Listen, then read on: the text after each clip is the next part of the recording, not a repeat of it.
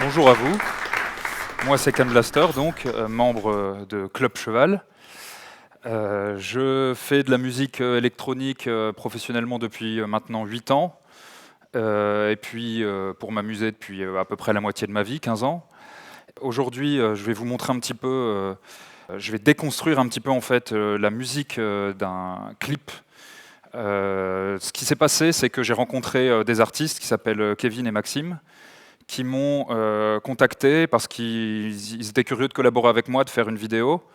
Et je leur ai montré mes démos de l'époque, ils en ont choisi une. Je leur ai envoyé le son, ils ont fait des croquis. J'ai réécrit un petit peu la fin, certains passages en tout cas de la musique. Et donc c'est ce qu'on va voir maintenant. C'est un morceau qui est très électronique, assez cinématographique, mais qui n'est pas vraiment dance floor à proprement parler. Et ce que je vais faire aujourd'hui, c'est que je vais reprendre pas mal des éléments de ce morceau, qui sont justement des éléments de Native Instruments, de certaines des banques, etc., et les replacer dans un contexte plus club, donc en fait remixer mon propre morceau d'une certaine manière. On va peut-être commencer par regarder la vidéo.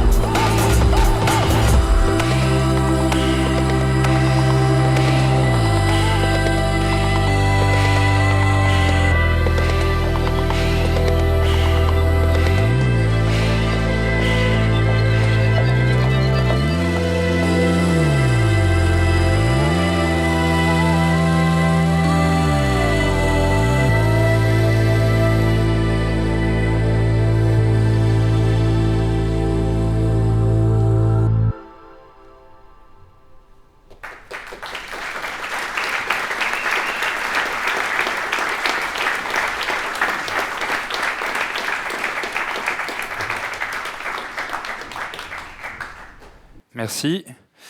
Alors, avant de déconstruire le projet que j'ai ramené, je vais parler des choses qui me semblent vraiment importantes dans la musique, qui vont être la source et le contexte, c'est-à-dire le début et la fin de la musique. Moi, j'aime bien mélanger 3 types de sources principalement. Les sources que je vais appeler numériques, c'est-à-dire l'ordinateur, les plugins, tout ce qui est son, banque de samples un peu chirurgical. Tout ce que je vais appeler analogique, mais qui n'est pas forcément analogique, mais qui rentre par des jacks dans une carte son, donc qui quand même l'est d'une certaine manière. Et une troisième source que je vais appeler les sources organiques, c'est tout ce qui est sample en fait. Ça peut être des choses qu'on enregistre soi-même, ça peut être la voix, ça peut être quand il y a un musicien qui vient en studio, quand moi-même je joue sur un piano. La présence de voix d'une quelconque manière et de l'être humain ou on va le voir aussi forcément un petit peu de l'animal par exemple. Donc ça c'est pour la source. Pour le contexte, c'est assez facile, je pense, de commencer une musique avec tous les outils qu'on a maintenant. On peut s'amuser des heures, faire des débuts qui n'ont pas forcément de sens. C'est plus dur de trouver une fin vraiment, de décider, voilà, ce morceau est fini, ce morceau va servir à ça. Qu'est-ce qui va guider le choix finalement, les percussions, c'est important d'avoir un contexte, je pense. Là, le contexte que j'ai choisi pour cette session, c'est que on avait donc ce clip, mais qui est pas quelque chose que je jouerai en club, qui est peut-être à la limite de l'ordre du live, là où pour un contexte de cinéma, de projection, ça passe très bien. Je me suis dit, comme j'aime bien que les choses aient une raison d'exister, eh ben, je vais en profiter pour faire une version un peu club de ce morceau, que je puisse passer par exemple en intro de set ou que je puisse mixer entre 2 tracks plus techno et que ça puisse fonctionner.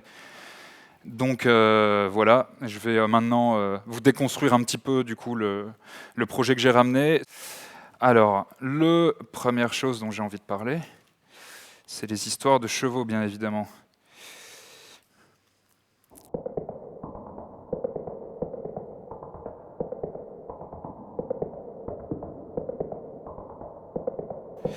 Je suis avec un petit filtre ici.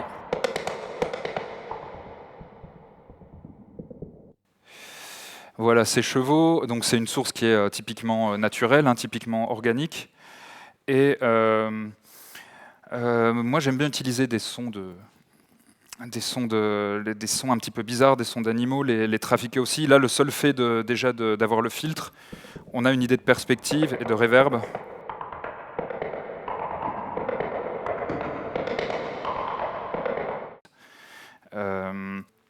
Au niveau de tout ce qui est bruit d'animaux, alors où est-ce qu'il est, je vais vous en montrer un qui est un peu plus trafiqué. Par exemple, il y a celui-là que vous allez retrouver pendant une montée.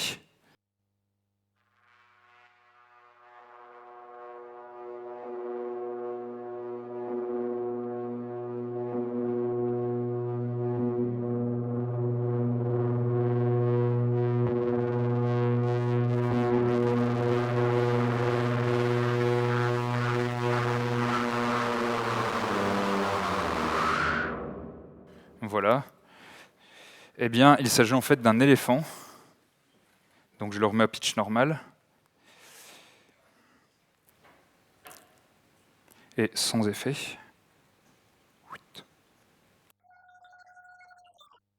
Voilà. Un éléphant un peu Shadok, on va dire. Et donc tout simplement, je l'ai baissé.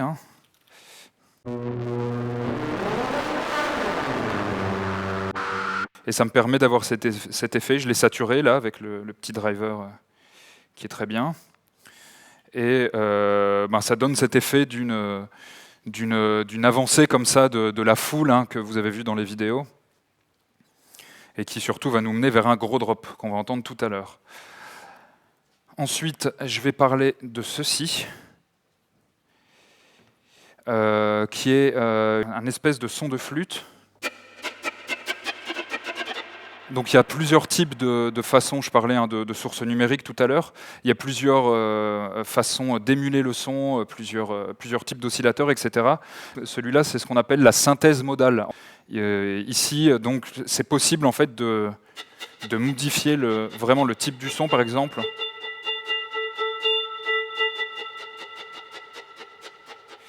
Ou si je veux qu'il devienne plus percussif, c'est-à-dire comme si je pinçais la corde. On va mieux comprendre dans les graves peut-être. C'est vrai que c'est un son qui ressemble pas du tout à un son de synthétiseur analogique classique.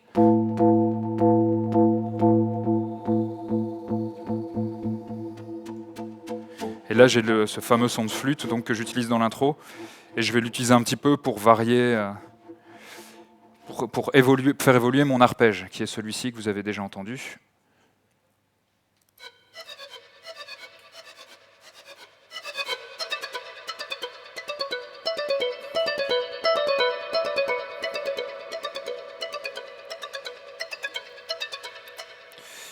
Voilà. Donc l'arpège, vous avez vu, tourne avec un nombre de mesures un petit peu particulier. Je ne sais pas si vous avez remarqué, c'est ce qu'on appelle la polyrythmie. En fait, quand on l'entend, voilà, on a envie de bouger la tête un petit peu comme ça.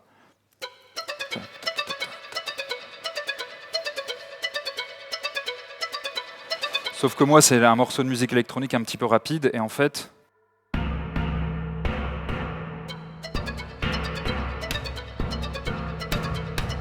Moi, je suis comme ça.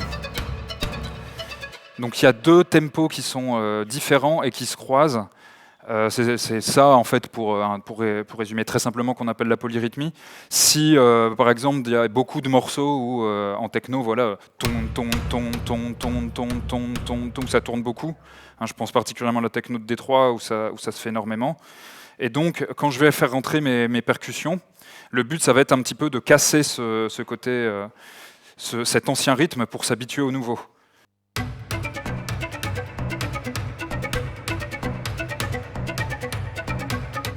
Alors moi j'ai choisi d'abord faire une boucle très courte. En techno ça se fait beaucoup sur 2 temps les boucles. Et comme j'aime pas trop les boucles où il se passe rien, on va la perturber un petit peu, faire des petits enchaînements.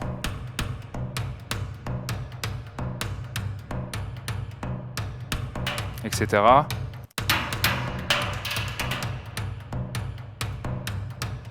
Et en fait, cette boucle-là, c'est le début de ma boucle principale,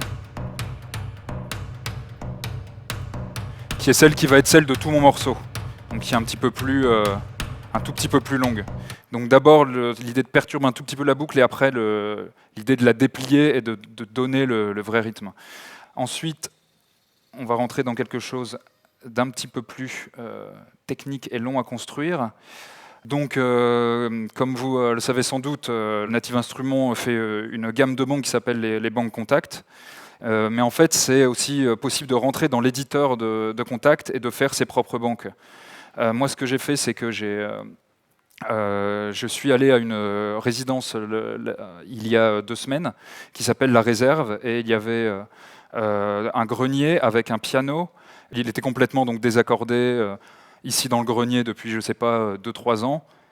Et ils ont coupé le clavier, mais ils ont gardé les cordes uniquement. Du coup, ce que j'ai fait, c'est que j'ai enregistré avec un système de micro chaque corde pincée plusieurs fois, et j'ai fait mon propre sampler Kontakt. Donc le piano, évidemment, est complètement désaccordé. Donc j'ai les contrôles ici, du coup, que j'ai programmés.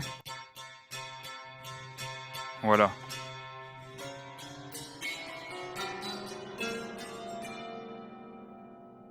Donc on voit très bien que le piano, ça ne va pas du tout, qu'il est complètement out of tune, comme on dit.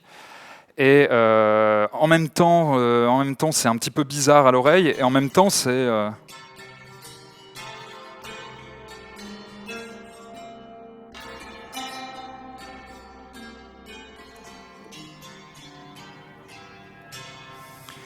ça donne une imperfection qui est assez jolie à l'oreille. Il y a beaucoup d'artistes qui utilisent ça, donc là c'est fait de façon non contrôlée, mais ça peut s'apparenter à du micro-tuning, c'est-à-dire de sortir, vous savez que une gamme en fait c'est décomposé en 12 intervalles qui font la même taille, et il y a certains artistes qui s'amusent à détuner, à sortir en fait de cette perfection dodécaphonique, on peut dire, Je pense à Aphex Twin en particulier, ou des gens comme Oenotrix, enfin toute l'écurie de Warp, ils aiment bien ça. Ça peut être aussi des gens qui désaccordent un peu leur guitare pour leur donner un côté humain. Mais voilà, on est dans ce thème. La deuxième chose par rapport à un sampler classique que j'ai fait avec ce sampler Kontakt, c'est que vous entendez, toutes les notes ne sont pas les mêmes. Là, ça s'entend très bien sur mon dos, il y en a une qui est beaucoup plus forte. Je les mets courtes. Hein. Voilà. Ça, c'est quelque chose qu'on appelle le round robin. Ça sert à la base, par exemple, quand il y a des banques des violons, des choses comme ça, et ben on va ça va faire ton, ton, ton, ton, ton, ton, ton, ton, ton.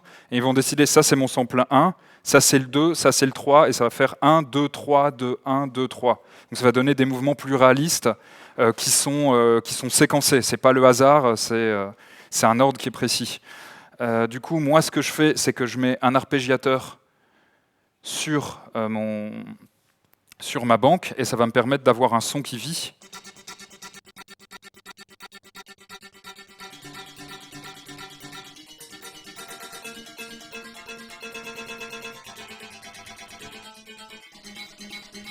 Et qui garde quand même cet aspect un peu polyrythmique, un peu techno, alors que ce sont des sources qui sont complètement naturelles, quoi.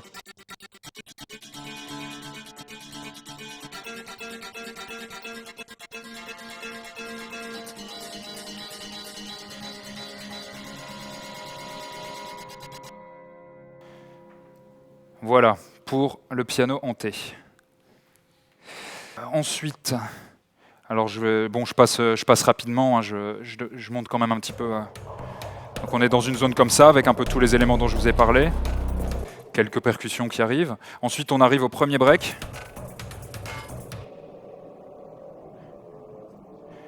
Ça, c'est une prise de synthétiseur que j'ai fait avec mon système modulaire. Alors, on va pas rentrer dans les détails du modulaire aujourd'hui. J'ai plutôt pris un synthé polyphonique. Mais voilà, moi, c'est un univers que j'aime bien, qui donne beaucoup de possibilités quand on veut vraiment rentrer dans les machines. Je ne rentre pas dans les détails, mais il y a certains des sons que je vais vous montrer qui sont un petit peu originaux, que j'aurais fait avec ce système. Ensuite, on va parler du frotteur. Donc c'est un espèce de son, en fait. Voilà, je vais vous le jouer d'abord.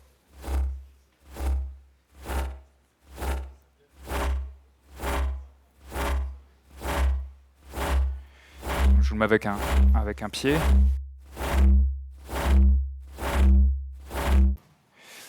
Voilà, donc c'est un son qui va en fait tout simplement se décaler dans le temps. C'est un son d'un frottement.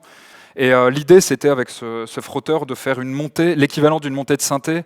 Je pense dans les morceaux connus à Burning de Daft Punk, si vous voyez, où il y a un son comme ça, qui augmente, mais avec une source qui soit vraiment organique. Et il y a un autre élément qui est organique dans cette montée qu'on va entendre tout à l'heure, qui est celui-ci.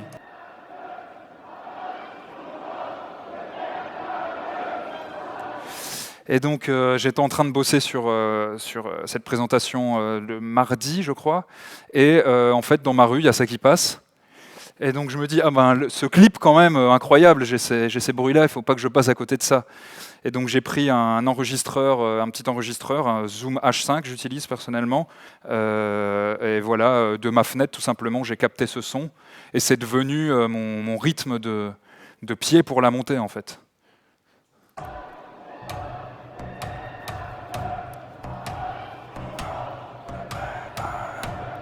Voilà. Et donc comme ça, je retrouve un petit peu l'ambiance qu'il y avait dans ce clip avec les gens un peu énervés contre le gouvernement futuriste, on va dire. Alors, en plus, je rajoute un petit coup de tonnerre et un petit coup d'éclat. Où est le tonnerre? Il est là.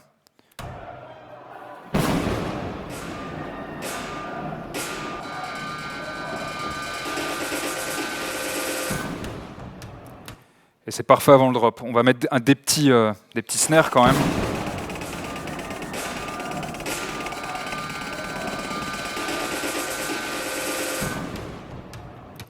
Et là, c'est parti. Là, les gens sont fous, les gens dansent. Alors bon,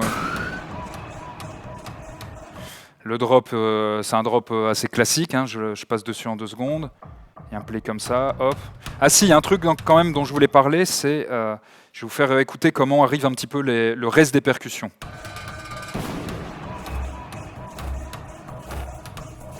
Vous voyez l'onde là? Tac.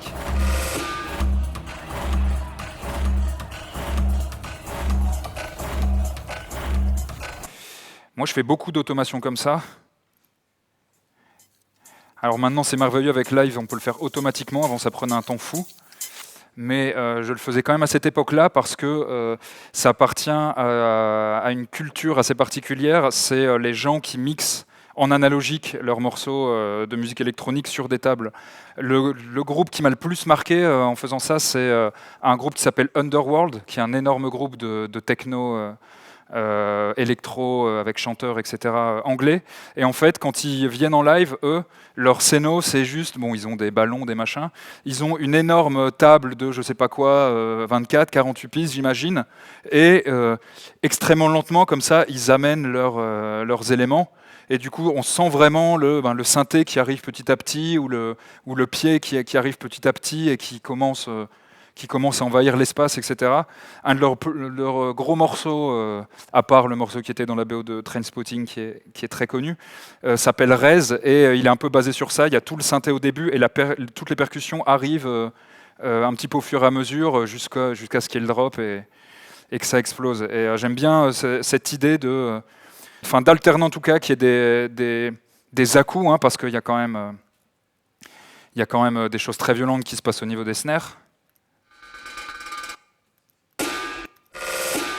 Hein, pour perturber un peu, pour rappeler ce tumulte, cette violence un peu du clip. Voilà. Ensuite, on va re-rentrer un petit peu dans les synthés. Je vais défriser celui-là, qui est un contour. Alors hop.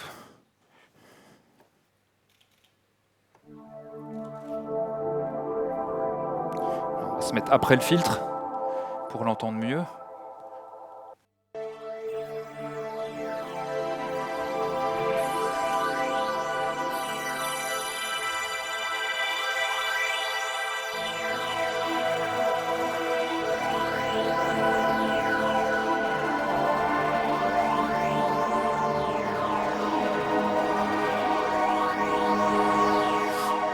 Et donc ça, j'aime beaucoup. Il y a une ambiance qui est très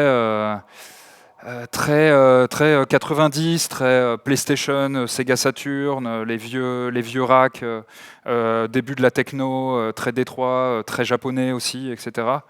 Je trouve que ça ressemble pas mal aux vieilles machines. Et en plus de ça, j'ai rajouté une vraie couche. Donc vous allez voir un petit peu le contraste des deux.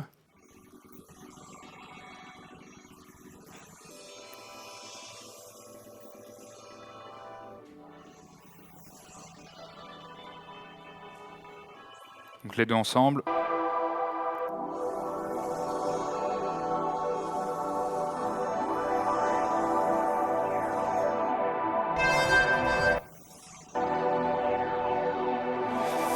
Donc voilà, ça a été fait avec un Jupiter 8, donc c'est un peu une Rolls-Royce des synthés vraiment analogiques. Et surtout le fait de mélanger vraiment le tout digital, le tout numérique et le tout analogique, ça donne un côté qui est assez intéressant, je trouve. Et des petites voix dans le fond qui sont les mêmes voix que le clip, les voix qu'il y avait dans le break là, avec l'espèce de voiture-lit rose. Donc voilà, on part là-dessus. Et par-dessus ça, moi je joue un lead.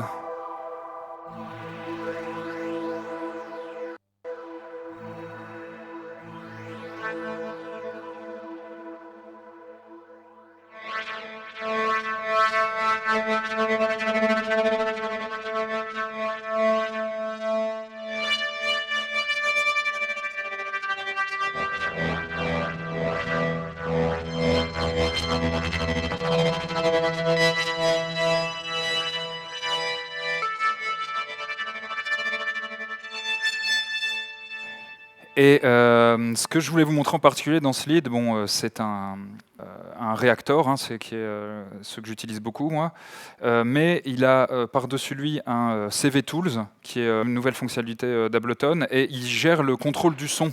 Du coup, il y a ce tremblement qui bouge en fonction en fait de l'onde que vous voyez là-bas. Je pense que quand on fait du tout numérique, c'est important de beaucoup retraiter ces sons. C'est vrai pour tout type de sources, mais particulièrement les sources numériques et les sources organiques aussi. Les sources analogiques rentrent assez naturellement dans le mix, je trouve. Après, je vais parler de l'histoire du gate laser, qui est là.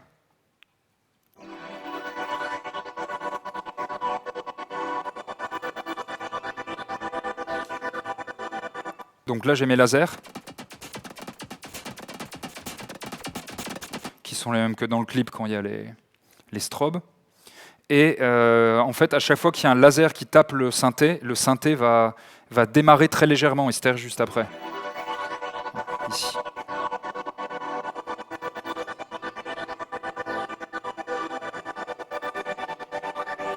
Voilà, donc on a cet effet comme ça un petit peu hallucinogène qui va nous mener vers le break, qui va être un peu la dernière chose que je vais expliquer.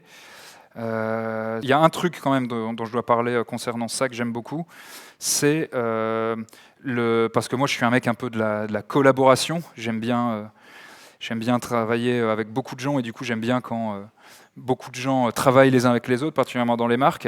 En fait, un des gros avantages de Synthé pour moi, c'est qu'il y a naturellement toutes les banques natives, mais il y a aussi d'autres partenaires qui bossent avec Native et du coup, on peut utiliser d'autres synthés à l'intérieur. Donc, il y a Arturia que j'ai beaucoup utilisé.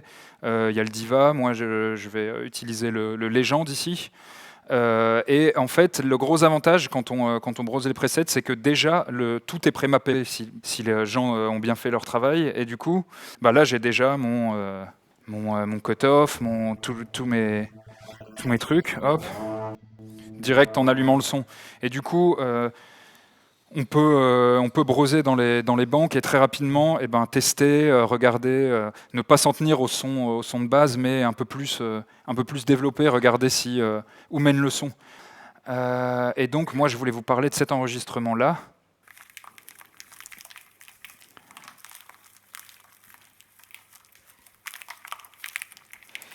Et tout simplement, j'étais à la fameuse résidence à la réserve il y a 2 semaines, et moi il faut savoir que je suis un mec qui vit la nuit plutôt, c'est-à-dire que là déjà à 16h il est extrêmement tôt pour moi, donc je m'excuse si ma diction est un peu perturbée.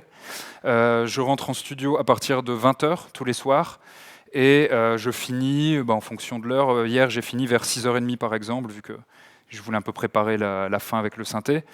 Comme je vivais un peu en communauté dans cette résidence, il y a eu un matin où il y avait une balade qui était prévue à 7h30 dans les bois.